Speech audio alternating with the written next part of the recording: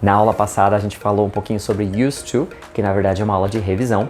Used to a gente usa para descrever algo que acontecia no passado, quando a gente fala um pouquinho sobre algum momento no passado que foi legal e você descreve coisas que eram comuns e costumeiras.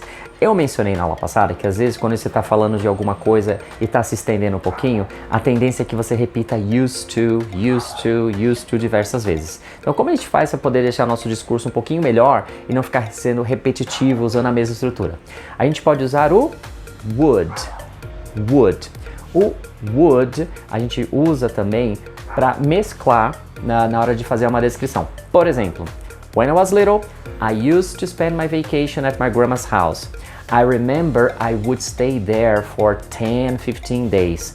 I'd play with my cousins and my uncles and aunts, climbing trees and everything. Ok? Então, eu usei used to uma vez e fiz uma descrição um pouquinho maior, né? Então eu costumava passar as férias na casa da minha avó, eu costumava brincar com os meus primos, então quando eu falo I would play with my cousins, esse would, dentro desse contexto, ele tá fazendo a função do used to, ele tá falando também que eu costumava fazer isso. E às vezes eu posso usar a contração, fazer I'd, ok?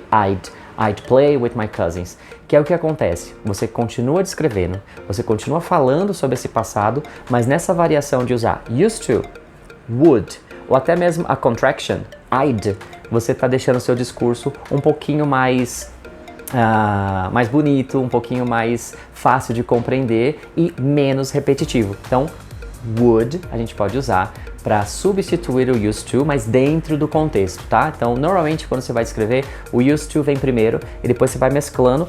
O used to pode voltar sem problemas, mas aí ele não fica tão repetitivo, ok? Ficou claro?